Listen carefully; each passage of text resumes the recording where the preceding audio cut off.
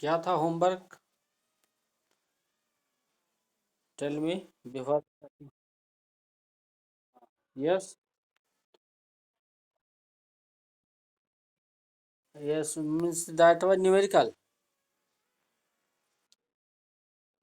Okay, okay, okay. Then we will see. We will solve, and then you have to match the answer. Okay.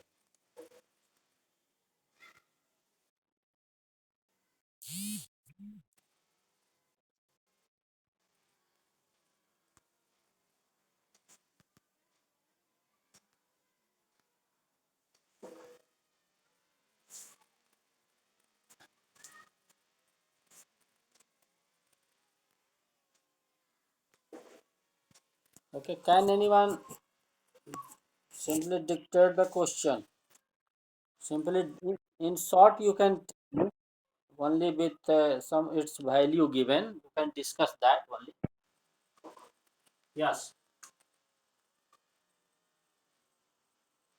Anyone dictate?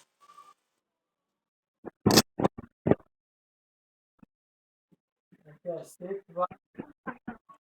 5 hours. Okay. Next.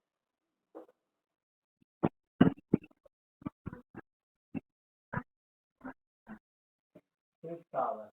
Next. 15. 15 what? Huh.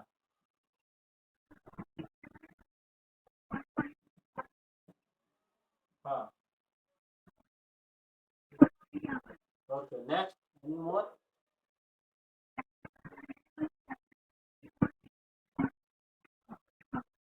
One iron. Huh. This is the devices which are used having different power.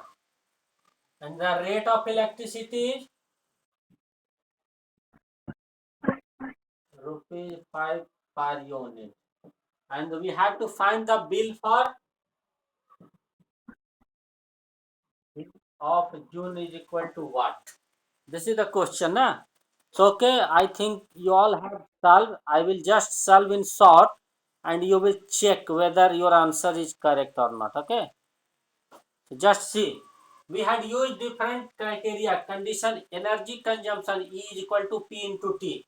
For this E1, when you will write in detail the energy consumed by 6 bulbs.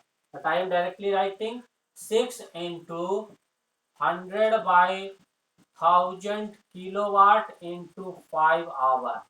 This is formula. Earlier you can write as E is equal to P into T. So E1 is equal to P1 into T1 and this is 6 for numbers. So just see 20 cancel 6 5 is 30 by 10. It will be 3 kilowatt hour. Second E2 8 into 15 by 100 sorry 1000 kilowatt into 6 hour. So this will just 15 8 ja 120 120 into 6 720. So 720 0.72 kilowatt hour. Just see and cross check. If I am doing anything wrong, you can tell me. 2 into it is already in kilowatt. 1.5 into 3. 3 3 ja 9. 9 kilowatt hour. And E4 is 1. 750 by 1000 kilowatt into it is already in kilowatt, it is in hour into 2 hour. Just see 1010 75 2 ja 150 150 by 100 15 by 10 1.1. So total energy consumed is equal to E2 E3 E4. So you have to just see 3 and 9 12 13.5 13.5 plus this it will be 14.22 kilowatt hour. Is it clear? Okay. So till here I have solve correctly. Now, this is the E. E is energy consumed in one day. This E means energy consumed in one day. ये total energy consumed in one day is equal to 14.22 kilowatt hour. Now the question is bill for June. Then energy consumed in June. In bracket you can write 30 days. Then you will write 14.22 into 30 kilowatt hour. This is the amount of the total energy consumed in June. So what will be the bill? Itna kilowatt. Rate is rupees 5 per unit. Means rupees 5 per kilowatt hour. 1 unit 1 kilowatt. 1 kilowatt hour का 5 रुपया, आप इतना kilowatt hour का लिख देंगे, तब हो जाएगा cost of bill is equal to 14.22 30 into 5. इसको गुना कर करके हम लोग करेंगे, देख लो 1422 30 इंटू 5/100 कैंसिल करेंगे जी. दिख रहा है, हम भी कर ही दे रहे हैं, हम भी कर दे रहे हैं, मिला लेना तुम लोग.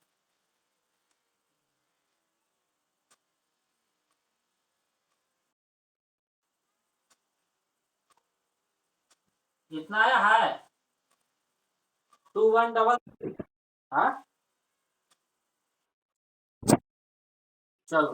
तो this is the electric bill for the month of the June if we use और we consume the energy at these rates.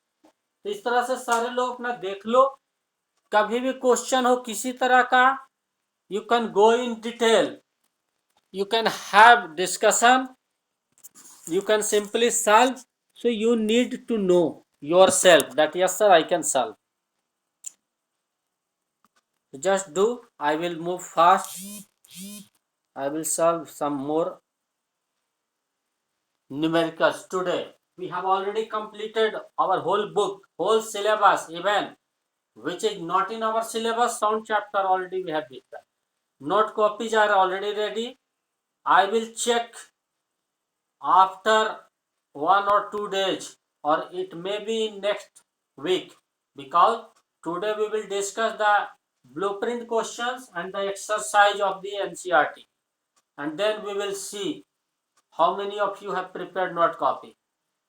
So after this we will discuss, means not we are going to solve all the question, whatever is required only discussion we will discuss, if required I will solve. Okay, so now come to the NCERT exercise. You can go through the blueprint questions.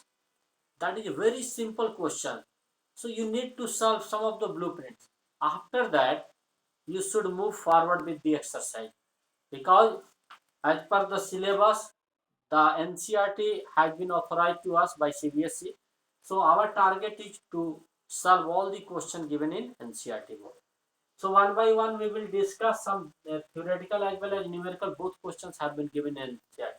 So I have the set of the question with me. So you can also go through that, or if you are having books you can see. So just coming to the exercise, do blueprint yourself. That is not any hard or tough questions. If it is hard or tough or you are unable, you can have discussion with me. But today we will solve NCERT exercise.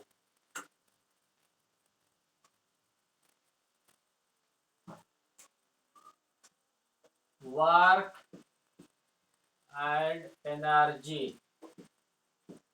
NCERT exercise. Is it clear na?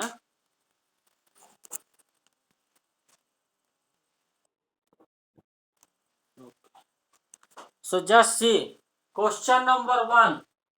In question number 1, some conditions have been given. Some work by some different conditions have been given, and you have to tell in each and every case whether work is done or not. Like I have question with me, First question is Suma is swimming in a pond. Just listen. Suma, any name, any person, any girl. She is swimming in the pond. Means in this condition, you have to tell whether she or he is doing work or not. Tell me, yes or no? Yeah. Because when she is swimming, she is moving, she is having some of the displacement.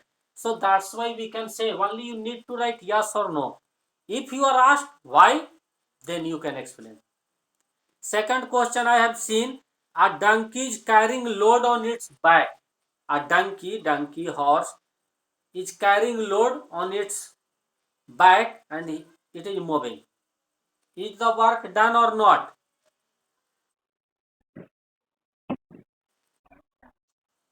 One thing more, when we were discussing the various type of the work done, in which I had given you an example, the man carrying load on its head moving horizontally.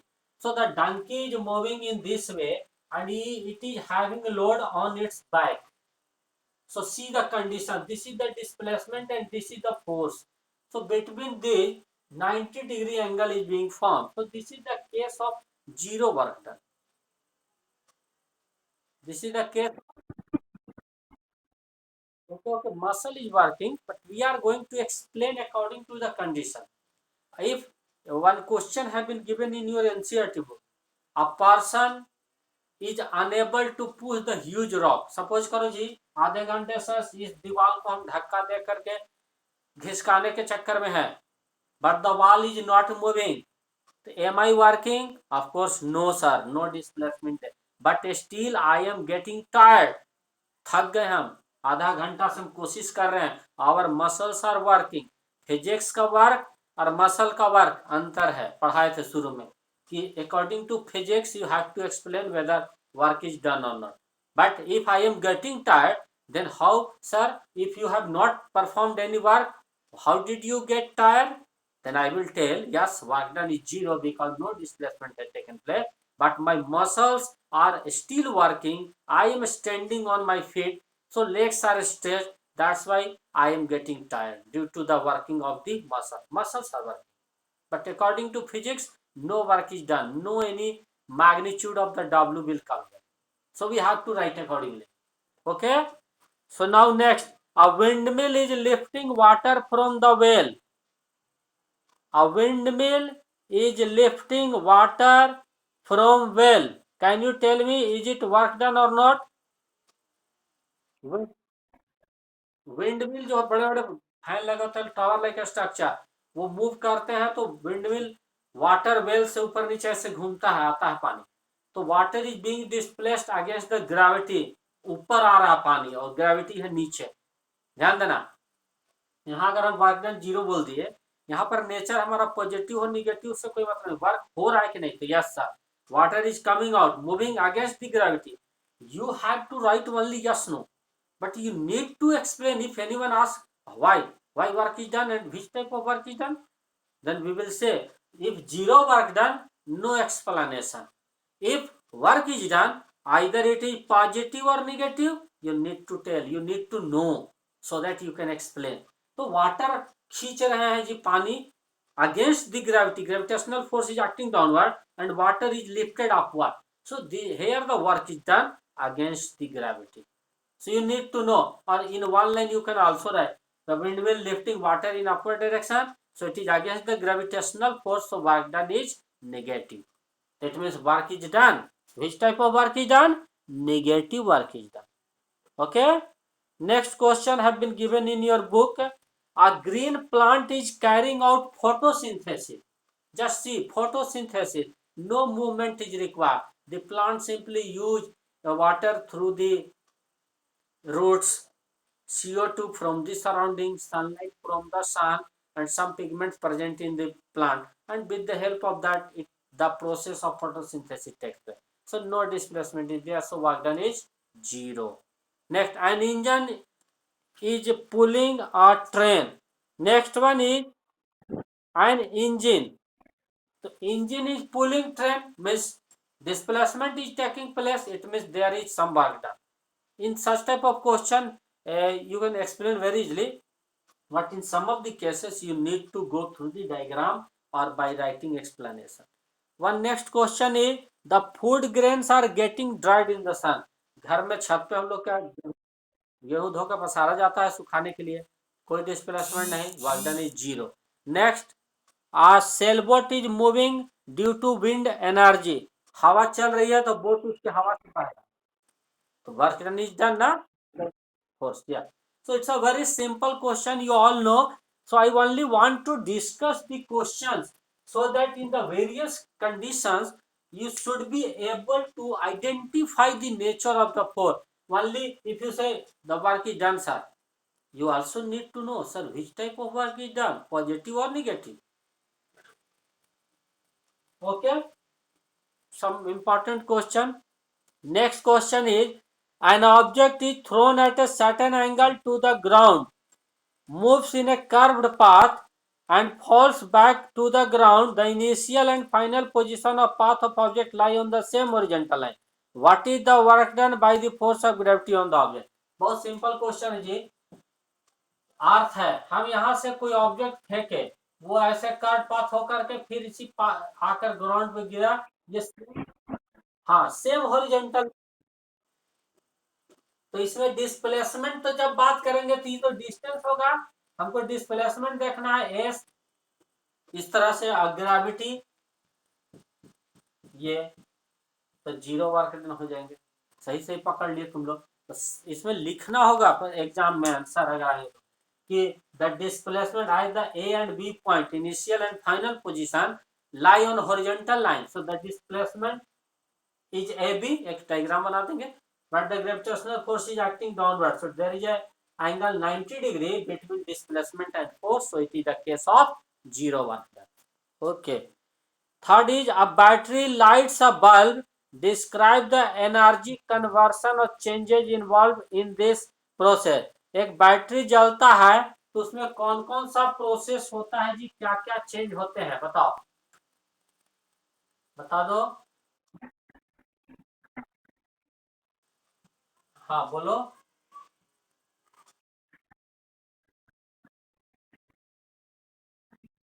Yes yes, very good very good.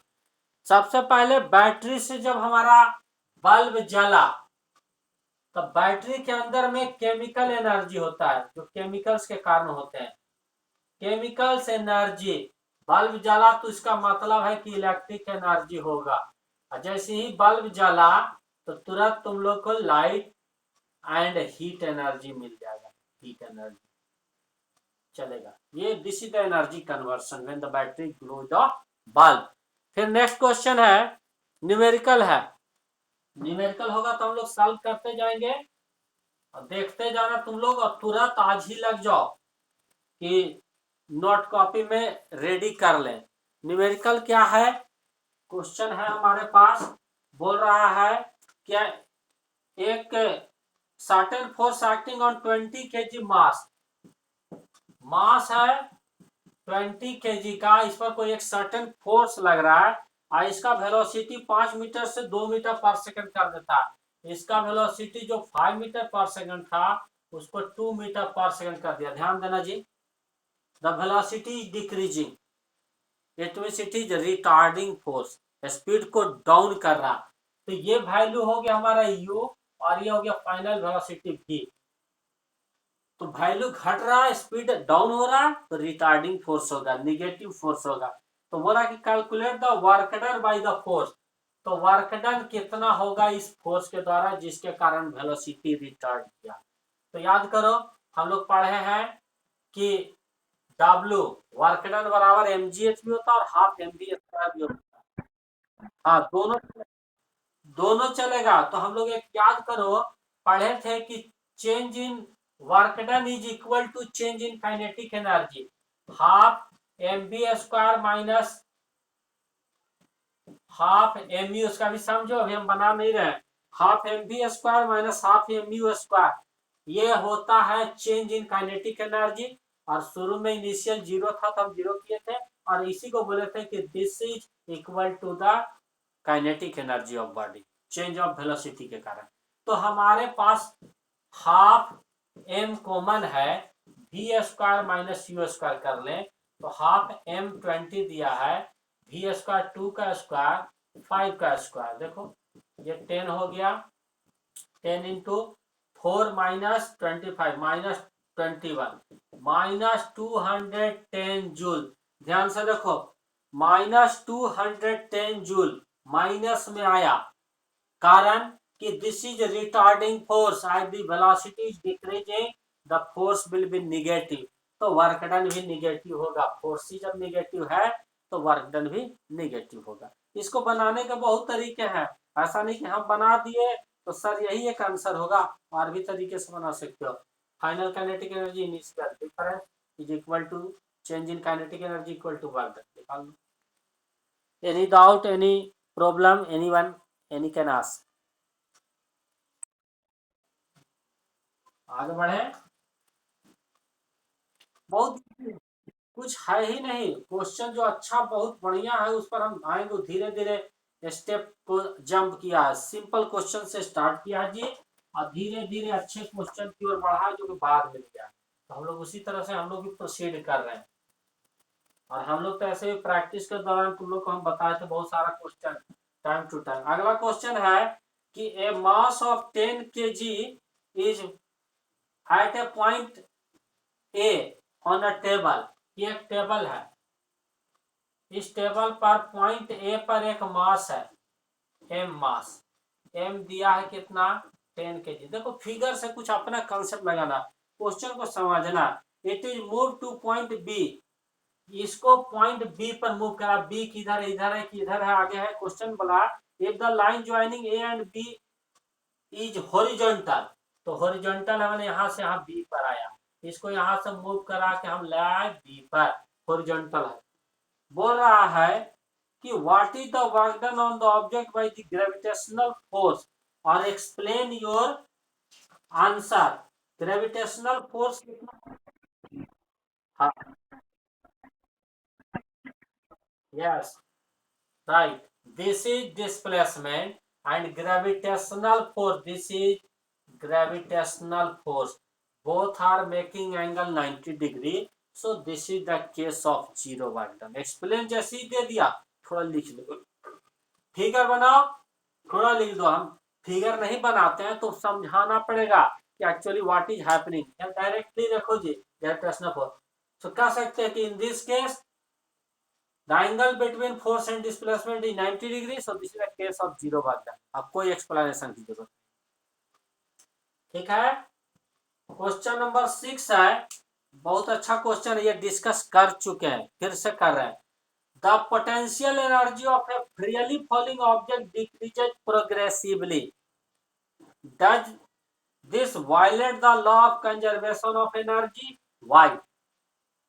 बोलो, question है देखो कि the potential energy of freely falling, एक body को गिरा दे ऊपर से, freely falling हो गया, इसका पोटेंशियल एनर्जी प्रोग्रेसिवली जैसे से आगे बढ़ रहा है धीरे धीरे घट रहा है, तो क्या ये लॉ ऑफ कंजर्वेशन को वायलेट कर रहा है, उल्लंघन करता है, नहीं मानता है? तो पहले हम लोग क्या लिखेंगे, डज इट वायलेट, तो नो, पहले तो नो लिख देंगे, तो जवाब देखना क्वेश्चन कैसे है वैसे जवाब दो। पहले लिख देंगे कि no it does not violate the law of conservation of energy. अब आओ आगे की वाई, तब बताए थे कि जैसे जैसे इसका पी घट रहा है इसका के क्या हो रहा है जी, बढ़ रहा है।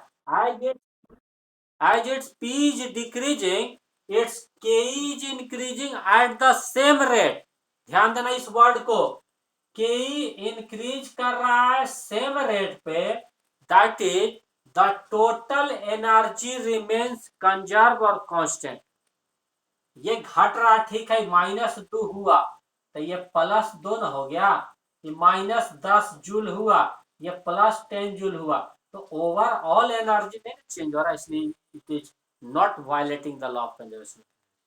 फिर से एक बार सुनो, no it does not violate the law of conservation of energy, as its p decreases its ke increases at the same rate, so the total energy remain constant every time. हो गया। तो डाउट हो तो बोलना। अपनी भाषा में बनाना है, किताब में, कॉपी में, आंसर सब जगह है, नेट पर ये वो बहुत न्यूज है। सही है नहीं है वो देखना है, हमें समझ में आया वो समझना। Question number 7।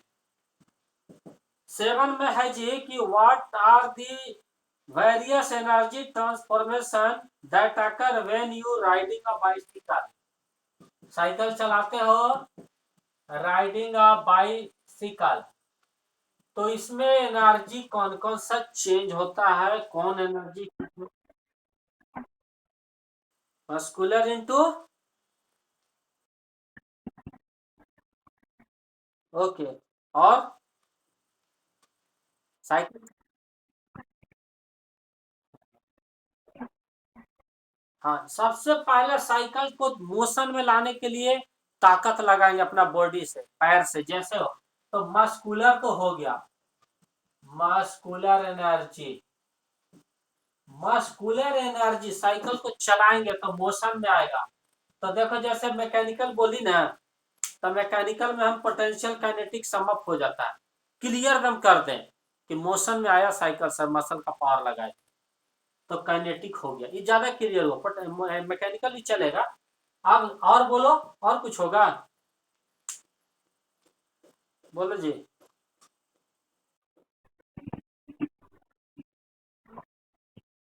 साइकिल, ब्रेक लोगे नहीं भी लो, मशीन है वो तो फ्रिक्शन हो ही रहा है, तो फ्रिक्शन के कारण हीट तो होगा। हम लोग का भी शरीर देखो गर्म हो जाता है, वर्क डन जब करेंगे, बॉडी वर्क करेगा, हीट प्रोड्यूस होता है, तो हीट एनर्जी भी लिख सकते हैं हम लोग, फर्दर हीट एनर्जी। बस इतना ही काफी है, muscular to kinetic, kinetic to heat energy, समझना है मेन, सब जानते हो तुम लोग। अब आ जाओ क्वेश्चन नंबर। हाँ जी, बोलो।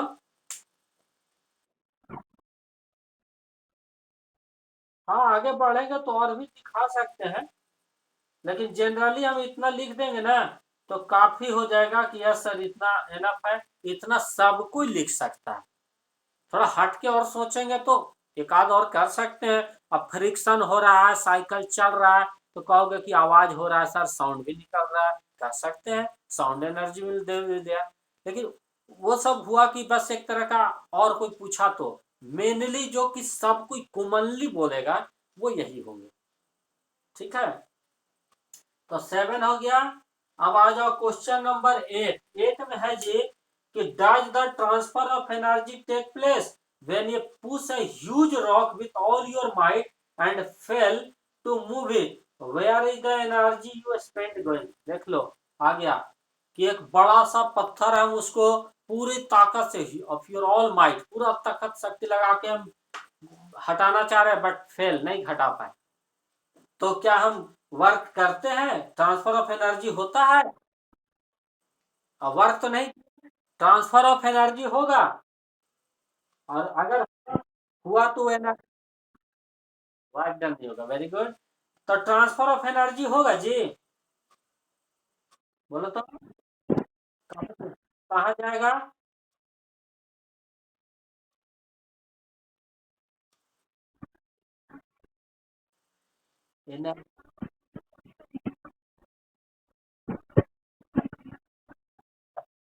ताकत लगाएंगे, मस्कुलर एनर्जी ट्रांसफर होगा उस बार, ठीक है, नहीं कर पाए, वर्क नहीं हुआ, क्लियर हो गया। लेकिन एनर्जी ट्रांसफर, हम थक गए, पसीने पसीने हो गए, तो हमारा मस्कुलर एनर्जी हीट एनर्जी में वेस्ट होगा। और अगर कोई चीज है तो टूट फूट अगर हुआ तो डिफॉर्म करने में भी एनर्जी वेस्ट हुआ, नहीं टूटा कोई बात नहीं, लेकिन एनर्जी तो ट्रांसफर होगा, दैट विल बी ट्रांसफर, गया कहाँ भाई? तो that is wasted in the surrounding in the form of heat energy. हम हीट प्रोड्यूस हुआ, हीट कहाँ जाएगा? एटमोस्फियर में जाएगा। तो बोले ही है कि पूरा एटमोस्फियर, पूरा सराउंडिंग, हमारा पूरा का पूरा यूनिवर्स ही एक सिस्टम है, उसमें जितने एनर्जी है वो आपस में रिसाइकल हो रहा है, एनर्जी ना सिस्टम का खत्म हो रहा है और ना क्रिएट हो रहा है, वही आपस में एक्सचेंज हो रहा है। तो यही लिख देंगे हम लोग, इतना ही। 9 9 में बोलता है कि certain household has consume 250 unit of energy, 250 unit energy consume किया घर में एक महीना में। How much energy is that in joule, इसको बोल रहा है कि जूल में बता दो। तो बहुत इजी है, जानते हो कि 250 यूनिट्स बराबर 250 किलोवाट। यहाँ लिखेंगे कि 1 किलोवाट आवर बराबर 1 यूनिट बराबर 3.6 into 10⁶ joule. Therefore 250 kilowatt hour बराबर 250 यूनिट्स बराबर 250 इंटू 3.6 इंटू 10⁶ जूल। इसको थोड़ा सिंप्लीफाई करो, 250 30 10 6 0 काट दिए।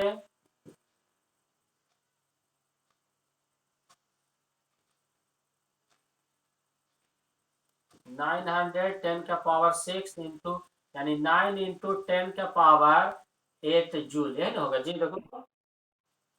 ठीक है, ठीक है। थोड़ा सा हम लोग मैथमेटिक्स पढ़ते हैं तो थोड़ा सिंप्लीफाई करें, क्योंकि कभी कभी क्या होता है ना, मल्टीप्लाई करने में कर दिया ये डेसिमल नहीं रखे, तो जहां 100 आना चाहिए 1000 आ जाएगा, तो गलत होता है। गलती को मौका नहीं दो, ये नहीं कि सर आप इतना लंबा काहे गए, क्यों नहीं जाएंगे, हम जानते हैं प्रोसेस, आराम से हम बना, हमको गलती होने का चांस नहीं है।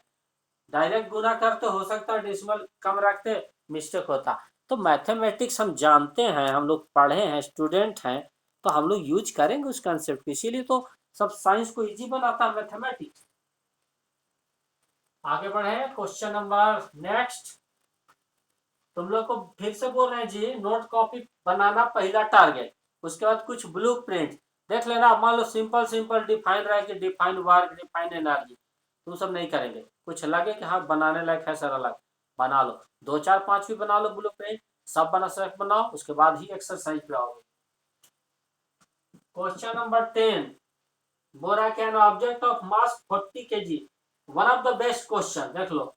40 kg is raise to a height of 5 metre, mass है 40 kg, कितना हाइट तक ले गए, 5 मीटर तक उठा कर ले गए above the ground, what is the potential energy, तो इसका पोटेंशियल।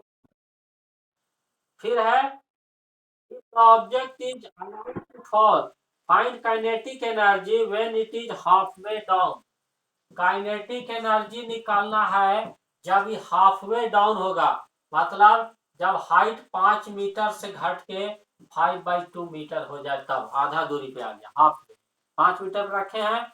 तो देखो इसको कैसे एकदम इजियर बनाओगे और बना करके कंफर्म करोगे अभी, yes sir answer is 100% correct. दिख रहा है ना सबको, जरा देख लेना ध्यान से कैसे हम सॉल्व करते हैं। 2 3 मिनट है, पहले इसको समझ लो, बाकी क्वेश्चन होंगे तो कल भी हम लोग कर सकते हैं, कोई दिक्कत नहीं। ये हम लोग law of conservation of energy वाला डायग्राम बनाते हैं। ये ग्राउंड था, ये पॉइंट ए था, और इसको सी लिखे थे, और यहाँ पर लिखे थे पॉइंट बी, इसको बोले थे हाइट एच, इसको बोले थे हम डिस्टेंस एक्स। अच्छा देख लेते हैं, देख लेते हैं, अभी हम कुछ नहीं जानते हैं कि कौन सही बोल रहे, कौन। हम बनाएंगे, चेक करेंगे, क्रॉस चेक, सही आएगा तभी हम बोलेंगे हम सही तुम सही, नहीं क्रॉस चेक होगा गलत।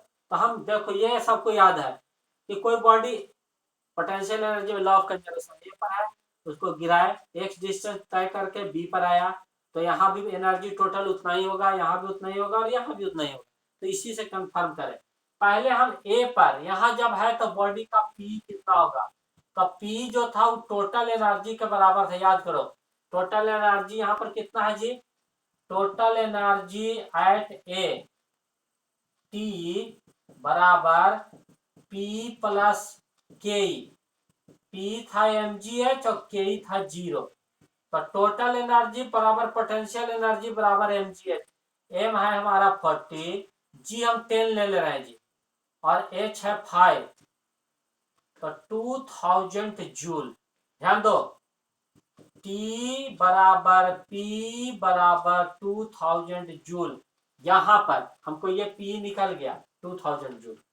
अब क्वेश्चन है यहां से गिरा है फ्री फॉल, तो जब B पर आया हाफ वे डाउन, यानी कि आधा दूरी पर, पूरा था H, अब ये हो गया हाफ, यानी कि ये X का value according to question X बराबर क्या है 5/2 मीटर। टोटल था हमारा 5 मीटर, तो ये बोला कि आधा आ गया था, तो 5/2, तो H माइनस एक्स कितना होगा, ये भी हमारा 5/2 मीटर होगा, ये आधा फिर भी आधा, 5/2।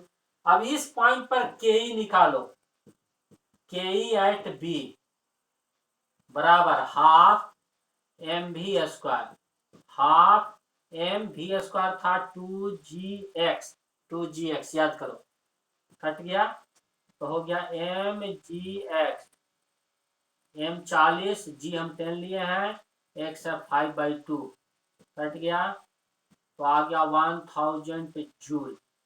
अब तुम लोग भी 1000 जूल बोले, लेकिन हम चाह रहे हैं कि कंफर्म करें कि 1000 जूल होगा यहाँ के ही, जब यहाँ पर टोटल एनर्जी है 2000 जूल, तो यहाँ पर भी टोटल एनर्जी होगा 2000 जूल।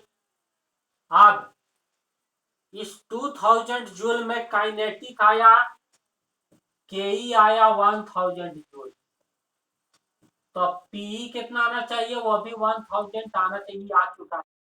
पी चेक करो, इस पॉइंट पर हम चेक करते हैं, तो पी बराबर था एम जी, हाइट हो गया एच माइनस ए, तो 40, 10 और एच माइनस एक्स कितना है जी 5/2, देख लो आ गया 1000 जूल। तो इस पॉइंट पर टोटल एनर्जी है 2000, पोटेंशियल है 1000, तो लॉ ऑफ कंजर्वेशन से के बराबर टी माइनस पी बराबर 1000 आया। इसका मतलब हमारा आंसर एकदम 100% सही है, एकदम क्रॉस चेक हो गया। जैसे यहाँ P निकाला, कहां पे निकाल रहे हैं एट B, तो B पर चेक कर रहे थे, B पर P आया इतना, तो के बराबर क्या होगा, total energy minus potential, total 2000 minus potential 1000, 1 आना चाहिए था सर, 1 आया है sir, 100% correct answer. In this way you can confirm any numerical.